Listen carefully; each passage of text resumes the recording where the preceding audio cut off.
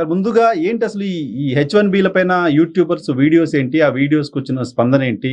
ఎందుకు ఆ వీడియోస్‌ని అలో చేస్తున్నారు? దానిపైన ప్రభుత్వం స్పందన ఏంటి? ఏంటి అసలు ఆ వీడియో? ఇప్పుడు ఒక యూట్యూబర్ ఏం చేసిందంటే, ఒక పర్టిక్యులర్ కంపెనీ మీద హ్మ్. పొయ్యి అక్కడ వాళ్ళు అంటే ఎప్పుడైతే మనం హెచ్-1బీ ఫైల్ చేస్తామో అయన్నీ లిస్టులు ఉంటాయి అన్నట్టు. ఏ కంపెనీ ఎన్ని హెచ్-1బీ ఫైల్ చేసింది అని ఉంటది అన్నట్టు. హుహు. అయితే ఆ పర్టిక్యులర్ కంపెనీ 23 హెచ్-1బీ ఫైల్ చేసిండ్రు అని చెప్పి ఆమె ఆ కంపెనీకి పోయింది అన్నట్టు. ఓకే. ఆ కంపెనీ అడ్రస్ ఇంటి అడ్రస్. ఓకే. ఇంటి అడ్రస్ పోయి ఆయన ఇంటి నాకు చేసి నేను లోపలికి వస్తా, ఎంతమంది ఉన్న ఎంప్లాయీస్ చూస్తా అంటే నువ్వు బయటకు హ్మ్. దుబాయ్ అని చెప్పేసాను. హ్మ్. నేను పోలీస్ కాల్ చేస్తాను, పోలీస్ కాల్ చేయగానే ఈమె తప్పుకున్నది. హ్మ్. అయితే ఆమె ఏమని ప్రచారం చేసిందంటే, ఇక్కడ 23 మంది పనిచేయాలి, 23 మంది పనిచేస్తలేరు, హ్మ్. యుఎస్సిఎస్ ఇమిగ్రేషన్ ఎందుకు ఎన్ఫోర్స్ చేస్తలేదు ఇవన్నీ అని చెప్పి వైరల్ గా అది బాగా ప్రచారం అయిందండి యుఎస్ లో. ఓకే. ఓకే. యుఎస్ కన్నా ఎక్కువ మన ఇండియన్స్ ఎక్కువ చూసిన ఆ వీడియో. హుహు. అంటే అక్కడ అసలు కంపెనీ లేదు. కంపెనీ ఒక ఇంట్లో ఉంది. ఇంట్లో హెచ్-1బీ హోల్డర్స్ 21 మెంబర్స్ ఉండాలి. 21 మెంబర్స్ లేరు అనేది ఆమె చెప్పదలుచుకుంది. ఆమె చెప్పదలుచుకున్నది అది. హ్మ్. కాకపోతే ఏంటంటే, కంపెనీ అడ్రస్ అన్నది ఇంటి అడ్రస్ తోటి ఉండవచ్చా? First thing. హ్మ్. 80% యుఎస్ కంపెనీస్ అన్ని కూడా ఇంటి అడ్రస్ తోటే ఉంటాయి. అవునా? ఆహా! 80% కంపెనీస్. ఓకే. ఇప్పుడు మన ఇండియాలో కూడా కంపెనీస్ చాలా మటుకి ఇంటి అడ్రస్ తోటే ఉంటాయి. ఉంటాయి చాలా. సరే మీలాంటి పెద్ద పెద్ద కంపెనీస్, హ్మ్. వైఎన్ఆర్ లాంటి టీవీ ఛానల్స్ ఇవన్నీ కంపెనీ అడ్రస్ తోటి ఉంటాయి, కానీ చిన్న చిన్న కంపెనీస్ అన్ని ఇంటి అడ్రస్ తోటే ఉంటాయి. Correct sir. అయితే కన్సల్టింగ్ కంపెనీ కాన్సెప్ట్ అన్నది ఆమెకు అర్థమైందా కాలేదా నాకు తెలియదు. హ్మ్. కానీ ఆమె చేసిన ప్రచారం ఏంటంటే, ఆమె కన్సల్టింగ్ కంపెనీ అంటే నార్మల్ గా హ్మ్. కన్సల్టింగ్ కంపెనీ ఎంప్లాయీ అన్నది వేరే దగ్గర పనిచేస్తారు, కన్సల్టింగ్ కంపెనీ దగ్గర పనిచేయరు. హ్మ్. హ్మ్. అంతే కదా! కంపెనీ ఇప్పుడు జాబ్ అతని ఆపర్చునిటీ కాంట్రాక్ట్ కోకోకోలా కంపెనీ తోటి ఉందనుకోండి, కోకోకోలా పనిచేస్తాడు అక్కడ. హుహు. లేదంటే ఈ మధ్యన 2020 నుంచి ఏమైందంటే, అంతకుముందు నుంచి ఏమైందంటే రిమోట్ గా పనిచేస్తే వాడు ఇంటి నుంచి పని చేసుకుంటాడు, ఓకే. కానీ కంపెనీ అడ్రస్ తోటి పని చేసుకో. ఓకే. అయితే నార్మల్ గా ఏంటంటే మేము ఎప్పుడు రికమెండ్ చేసేది, నువ్వు హెచ్-1బీ ఫైల్ చేసేటప్పుడు మాత్రం కంపెనీ అడ్రస్ బిజినెస్ ఉండడం బెటర్ అని చెప్తాము. కాకపోతే సరే ఇతను కొద్దిగా తప్పు చేసి ఉండొచ్చు. హ్మ్. అంటే లీగల్ గా అయితే హ్మ్. అక్కడ ఏం తప్పు కనబడదు లేదు, అతను చేసిన తప్పేం కనబడలేదు. అంటే నేను ఆ కంపెనీ జెన్యునా అదా కదా అని నాకు తెలియదు ఆ విషయం. ఓకే. యా, ఒక కంపెనీ అన్నది అడ్రస్ హోమ్ అడ్రస్ లో ఉండొచ్చా? ఉండవచ్చు. హ్మ్. కన్సల్టింగ్ కంపెనీ వాళ్ళు 23 మందిని వేరే దగ్గర ప్లేస్ చేయొచ్చా? అక్కడ ఒక 0% ఉండొచ్చా? ఉండొచ్చు, హ్మ్. తప్పేం లేదు. హ్మ్. దాన్ని వైరల్ చేసి దుమారం చేస్తే అక్కడ ఉన్న attorney general, Texas attorney general ఒకటి ఏంటంటే, హెచ్-1బీ అన్నది ఫెడరల్ లా, స్టేట్ లా కాదు, అతనికి రైట్ లేదు. అవును. కానీ అతను కూడా ఇంటర్ఫియర్ అయిపోయి అతను కూడా ఏంటంటే, ఇప్పుడు రాజ్యసభ అంటే మన సెనెట్ కి ఎలక్ట్ అయ్యడానికి ట్రై చేస్తుండ అతను. ఓకే. ఇది మనం ఒక పంచింగ్ బ్యాగ్ మాదిరి తయారైపోయినాం మనం. హుహు. హుహు. వీళ్ళని దెబ్బ కొడితే మనం ఎలక్ట్ కావచ్చు. ఈ మధ్య ఫ్లోరిడా గవర్నర్ ఏం చేసిండంటే, హ్మ్. హెచ్-1బీస్ మొత్తం హెచ్-1బీస్ మా స్టేట్ యూనివర్సిటీ ఏవి కూడా హెచ్-1బీస్ ఫైల్ చేయరాదని చెప్పి అతను నోటిఫికేషన్ చేసిండు. అలా ఇవ్వచ్చా అతను? అంటే అతని స్టేట్ లో అతని స్టేట్ యూనివర్సిటీస్ ఉన్నాయి కదా, హుహు. వాటి మీద రిస్ట్రిక్షన్. ఓకే. అంటే అతను ఏమంటాడు అంటే, ఫ్లోరిడా మొత్తం మీద హెచ్-1బీ పనిచేయాలని అతనికి రైట్ లేదు. హ్మ్. హ్మ్. హ్మ్. ఏ స్టేట్ గవర్నమెంట్ ఫండింగ్ తోటి నడిచే యూనివర్సిటీలు ఉన్నాయో అతను కంట్రోల్ చేస్తాడు కాబట్టి ఓకే.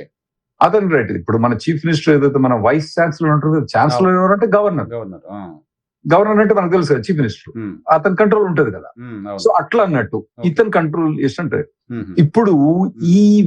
ఇప్పుడు ఈ వీడియో తోటో మరి వీడియో వచ్చిన తర్వాత హ్మ్. టెక్సస్ స్టేట్, మా స్టేట్ గవర్నర్ అబార్డ్ ఉన్నాడు, అతను ఏం చేసిండంటే, హ్మ్. మొత్తం స్టేట్ గవర్నమెంట్ ల ఎంప్లాయీస్, హ్మ్. ఆ తర్వాత ఎవరు కూడా మన స్టేట్ యూనివర్సిటీస్ ఉన్నాయో వాటిలలో ఎవరిని కూడా హెచ్-1బీ ఫైల్ చేయరాదు. ఎవరన్నా హెచ్-1బీ ఫైల్ చేయాలంటే దానికి ఒక పర్మిషన్ తీసుకోవాలని పెద్ద రిస్ట్రిక్షన్ పెట్టండి ఓహ్! టెక్సస్ లో. టెక్సస్ లా. ఓకే. అంటే మీకు ఒక సింపుల్ ఎగ్జాంపుల్ చెప్పాలంటే, టెక్సస్ లో టెక్సస్ స్టేట్ గవర్నమెంటే హ్మ్. ఎంప్లాయీస్ హ్మ్. ఒక టెక్సస్ యూనివర్సిటీస్ హ్మ్. ఒక 7,000 to 10,000 మెంబర్స్ హెచ్-1బీ పనిచేస్తారండి. ఓహో! టెక్సస్ ఫ్లోరిడా కంబైన్ చేస్తే. హ్మ్. హ్మ్. హ్మ్. హ్మ్. ఇంతమంది పనిచేస్తున్నట్టు. ఇప్పుడు వాటి మీద రిస్ట్రిక్షన్ అయితే వాళ్ళ H1B ఎక్స్టెన్షన్ కాదు, వాళ్ళ H1B కొత్త H1B ఫైల్ చేసే వాళ్ళు ఫైల్ రాడు, కానీ ఇవన్నీ ఇబ్బందులు క్రియేట్ అవుతున్నాయి. సో ఇండియన్స్ టార్గెట్ అవుతున్నారా సార్ H1B విషయానికి సంబంధించి? సొసైటీలో ఇండియన్స్ పట్ల ఒక నెగిటివిటీ స్ప్రెడ్ అవుతుందా యుఎస్ సొసైటీలో? అంటే ఎప్పుడు కూడా వీళ్ళకు పంచింగ్ బ్యాగ్ కావాలి.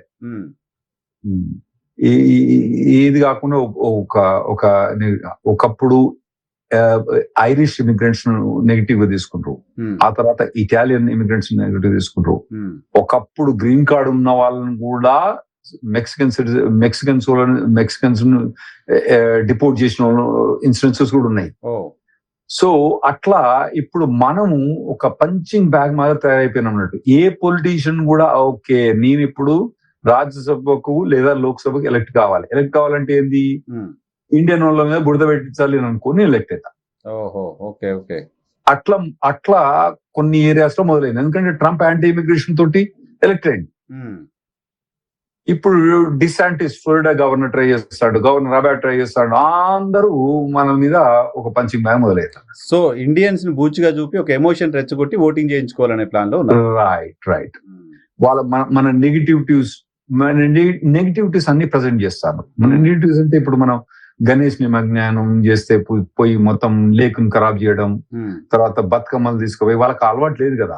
ఇంకోటి ఏంటంటే పెద్ద పెద్ద భగవంతుని విగ్రహాలు పెట్టడం, అవన్నీ కూడా వాళ్ళు నచ్చరు. ఎందుకంటే వాళ్ళు విగ్రహ పూజను వాళ్ళు నచ్చరు కదా. అవన్నీ వాళ్ళు నెగటివ్ గా చేసుకొని వాళ్ళు పొలిటీషియన్స్ ఎదుగుతారు. ఇవన్నీ మనోళ్ళు కూడా ఏంటంటే ఈ వాటి ఫీల్ చేయడానికి మనోళ్ళు సినిమా రిలీజ్ అయితే 500 కార్ పెట్టి రైడ్ వెయిట్ చేస్తాను. అంటే ఒక టీవీ యాంకర్ ఉన్నది, మన స్వర్ణ గారు అని ఉన్నారు. ఆమె ఏమన్నారంటే, మరి అక్కడ పర్మిషన్ ఇచ్చింది కదా, మరి పర్మిషన్ తప్పేదంటే, పర్మిషన్ ఇచ్చినంత మాత్రం అక్కడ కాన్స్టిట్యూషన్ ప్రకారం వాళ్ళు పర్మిషన్ ఇవ్వాలి. ఇచ్చినంత ప్రకారం మనం అబ్యూజ్ చేయాల్సిన అవసరం లేదు కదా. కరెక్ట్. సో ఇవన్నీ మన నెగిటివ్. కాకపోతే ఏంటంటే వైఎన్ఆర్ గారు, ఇండియన్స్ ఎక్కడ పోయినా కూడా, ఏ దేశం ఏదినా, ఎందుకు కాలేడినా పొగడరా నీ తల్లి భూమి భారత్ని అన్నట్టుగా కానీ కాకుండా, మన ఇండియన్స్ ఎక్కడ పోయినా కూడా ఆ ప్రాపర్టీ వాల్యూస్ పెరుగుతాయండి. ఇండియన్స్ ఎక్కడికి వెళ్తే అక్కడ వాల్యూ, ఇండియన్స్ అక్కడ ప్రాపర్టీస్ వాల్యూ పెరుగుతాయి. ఇండియన్స్ ఎక్కడ పోయినా కూడా స్కూల్ డిస్ట్రిక్ట్స్ అని ఉంటాయి అన్నట్టు. అంటే యుఎస్ లో పర్టికులర్ స్కూల్ డిస్ట్రిక్ట్స్ అనే వాల్యూ ఉంటుంది. ఇప్పుడు మీరు ఎక్కడ ఇల్లు కలదలుచుకున్నారు, okay west side of Hyderabad గోల్డ్ దలుచుకుంటారు, ఎందుకంటే అక్కడ మంచుకుంది, ఇల్లు మంచుకున్నాయి, అది ఉంది అనుకుంటారు. అమెరికాలో ఏమనుకుంటా తెలుసా అండి, ఇల్లు కొనదలుచుకుంటే ఫస్ట్ థింగ్ చూసేది ఏం తెలుసా, ఇండియన్స్ కాదు. అది వన్ ఆఫ్ ద ఫ్యాక్టర్. అది కూడా ఫ్యాక్టర్ కదా. అది కూడా factor. One of the thing ఏంటంటే స్కూల్ డిస్ట్రిక్ట్ మంచిగా ఉందా లేదా. స్కూల్ డిస్ట్రిక్ట్ మంచిగా ఉందా అంటే, స్కూల్ డిస్ట్రిక్ట్ లో పోతే ఎన్విరాన్మెంట్ మంచిగా ఉందా లేదా అని చూసుకుంటారు. అంటే మీకేందంటే మొత్తం ప్రైవేట్ స్కూల్స్ ఉన్నాయి, మా దగ్గర మొత్తం గవర్నమెంట్ స్కూల్స్ కే పోతాం. గవర్నమెంట్ స్కూల్ పోయినప్పుడు ఏంటంటే మన గవర్నమెంట్ స్కూల్ మంచిగా ఉందా లేదా అని చూసుకుంటున్నట్టు. అయితే అందులో ఎక్కడైతే ఇండియన్స్ ఉంటారో ఆ స్కూల్ డిస్ట్రిక్ట్ ఆటోమేటిక్ మంచుకుంటాయి. ఎందుకంటే మనకు అదృష్టం అనుకోండి, దురదృష్టం అనుకోండి, వాట్ ఎవర్ ద సర్కమ్స్టాన్సెస్, మన పూర్వకాలం మంచిది అవుతాం అక్కడ. సో మనం పోయినప్పుడు వాల్యూ ప్రజెంట్ చేస్తాం. కానీ ఈ మధ్యలో నెగటివిటీ ఎక్కువ ప్రచారమైంది. ఈ సినిమా వాళ్ళతోటి కానివ్వండి, ఈ పొలిటీషియన్స్ తోటి, ఈ ఇండియన్ పొలిటీషియన్స్ అక్కడికి వచ్చి ప్రచారం చేయడం కానివ్వండి, ఇటువంటి అన్ని వీటితోటి నెగటివిటీ ఎక్కువైపోయింది మనకి.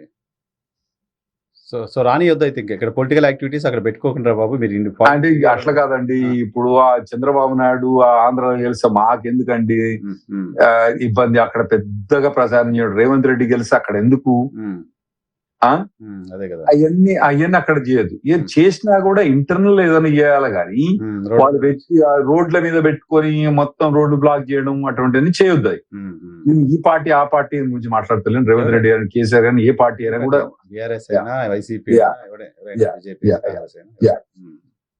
సో అది తగ్గించుకోవాలి. అనవసరంగా సొసైటీలో నెగిటివిటీ పెంచే యాక్టివిటీ మనం చేయాల్సిన అవసరం లేదు నిజానికి. లేదు.